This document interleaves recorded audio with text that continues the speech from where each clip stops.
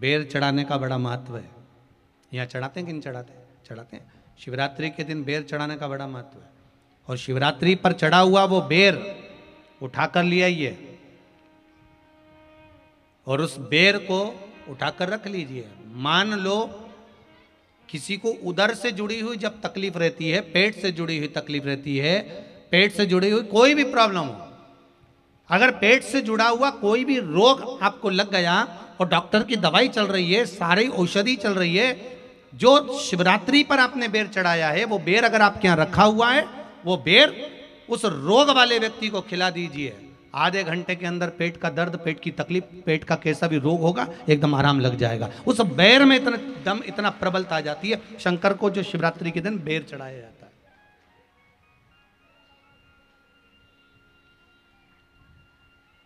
भगवान शिव पर समर्पित हुआ वो बेर का इतना महत्व महाराज। और जो देवता को उठाने के लिए बोर समर्पित करा जाता है, बेर भाजी आंवला उठो देव सांवरा, उसमें शंकर जी का भाव है, क्योंकि शिव जी का दर्शन भगवान नारायण उठते से ही करना चाहते हैं। सबसे पहले नेत्र खोले और मेरा शिव का दर्शन हुआ। बेर का भाव ही शिव का दर्शन का भाव।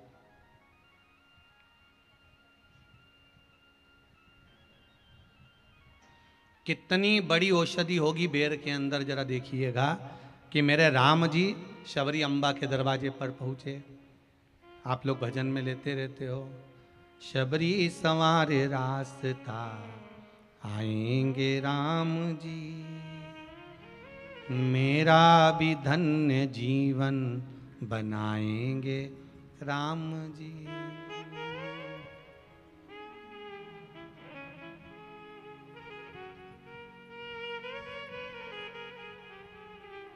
और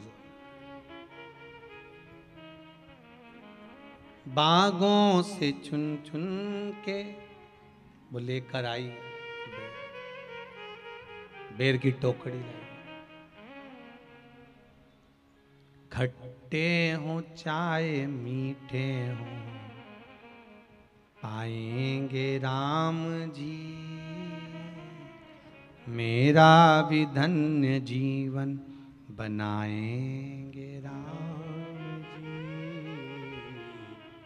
शबरी ने राम जी को बेर दिया, राम जी ने बेर खाया, प्रेम से खाया। याद आया पीछे लक्ष्मण खड़ा है, राम जी ने लक्ष्मण को बेर दिए, ले लक्ष्मण ये बेर खा ले। लक्ष्मण जी ने बेर लिए, लक्ष्मण जी ने बेर को देखा तो वो शबरी अम्बा अपने मुंह से झूठा करके दे रही है। लक्ष्मण जी ने बेर लिया, पास में रख लिया, फिर लिया, फिर रख लिया। शबरी जी राम जी को बेर दे, राम जी लक्ष्मण जी को बेर दे, लक्ष्मण जी वो बेर लेके पीछे फेंकते जाए। उठाए फेंका, उठाया फेंका, उठाया फेंका। अब कोई लक्ष्मण साधारण है? जब भगवान राम विष्णु हैं, लक्ष्मण शेषनाग हैं, शेषनाग अगर कोई चीज फेंकेगा तो क्या पास में फेंकेगी? उठाया फेंका, कोसों दूर जाकर गिरा। और वो बेर कब काम आया? जब लक्ष्मण जी को शक्ति लगी, बाण लगा, लक्ष्मण जी मूर्छा होकर जमीन पर पड़े। सुषेण वेद को बुलाया और वेद से बुलाकर पूछा कि लक्ष्मण कैसे उठेगा? तो कहा संजीवनी लेकर आओ। संजीवनी लेने के लिए भेजा। तब संजीवनी लेने के लिए जब श्री हनुमान जी महाराज गए, संजीवनी बूटी जब लेकर आए और लक्ष्मण जी को जो दी, तब राम जी पहचान गए ये संजीवनी कोई दूसरी नहीं है। लक्ष्मण जी को जो बेर खाने को दिया था वो बेर फेंक दिया था, उसी बेर की पत्ती है जिसको निचोड़ निचोड़ कर लक्ष्मण जी को खिलाना पड़ी है। तो राम जी रोते रोते बोले पहले ही खा लेता तो खाना नहीं पड़ती। कोरोना का टीका पहले ही लगवा लेता तो दादा निपटता ही नहीं। लगे तो खाया ही।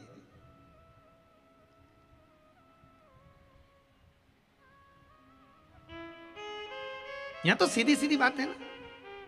कहा पोलियो की दवाई जन्म लिए बच्चे से लेकर 5 वर्ष तक के बच्चे को पोलियो की दवाई पिलाई जाएगी। पोलियो की दवाई पियो तो हाथ पैर से विकलांग नहीं होगे। बोलो, बोलते कि नहीं बोलते? पियो विकलांग नहीं होगे।